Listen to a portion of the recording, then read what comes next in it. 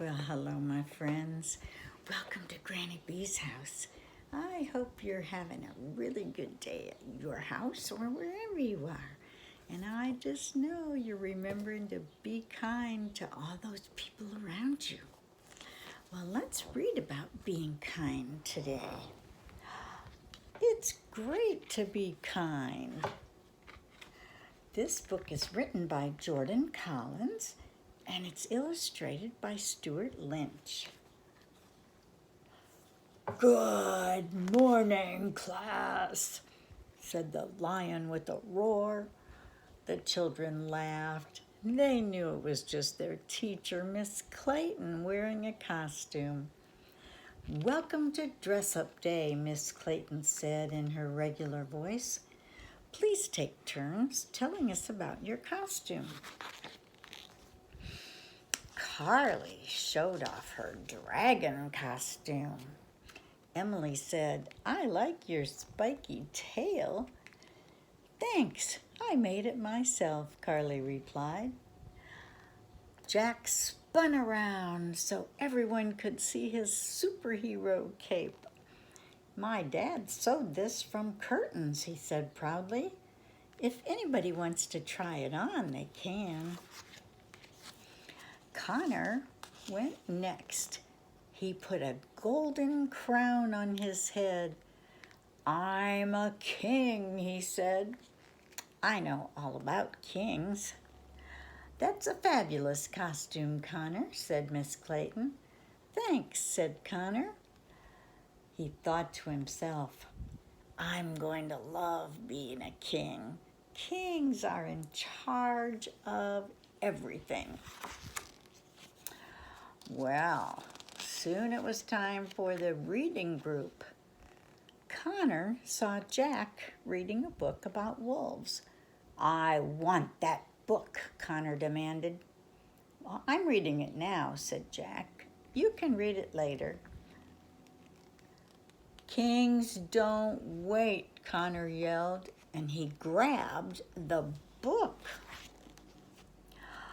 At lunch, Connor pushed to the front of the line. That's not fair, said Emily. Go to the back. I can do what I want.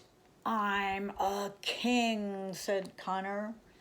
He raised his head in the air and ignored his friends. I'm a queen, and I'm not breaking any rules, said Emily. You're not a queen, Connor said. You don't even have a crown. Emily burst into tears. It's okay, Emily, Abby said. I think your costume is beautiful even without a crown. Then Abby turned to Connor and said, You shouldn't make people cry. It's not kind.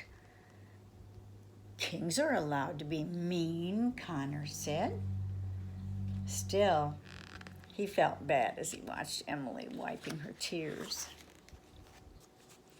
After lunch, Miss Clayton asked the class to split into groups to make finger paint pictures. Everybody teamed up.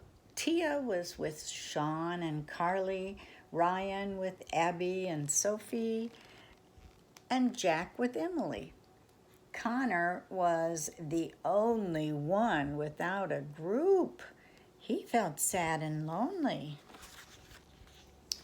Connor, you can work with Jack and Emily, Miss Clayton said. Why didn't you pick me? Connor asked Jack and Emily. I thought we were friends. We are friends, said Jack, but you're not being very kind today. I'm just doing what a king does, Connor said, frowning.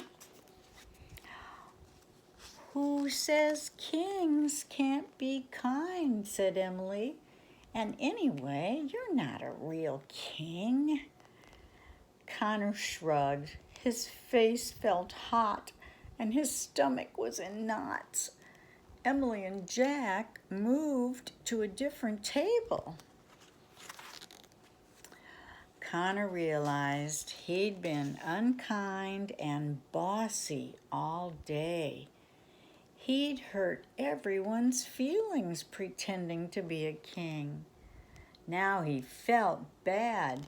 His friends were upset with him and he had nobody to play with. Dress-up day just wasn't fun anymore. Connor walked over to Jack. "I took the book you were reading," he told Jack. "That wasn't kind, and I'm sorry." He handed the book to Jack and said, "Next time, I'll wait my turn." "Thanks," said Jack. "You're welcome," said Connor, and he stood a little taller. Then Connor found Emily. "I shouldn't have made fun of your costume. I'm sorry. This is for you." He gave his crown to Emily. Emily clapped her hands with delight. "It goes with my costume," she said as she put it on. "Thank you. You're the kindest king in the whole world." Even though he wasn't really a king, Connor felt like royalty when his friends thanked him. No costume could make Connor feel better than this. It felt good to be kind. Now his friends were happy, and so was he.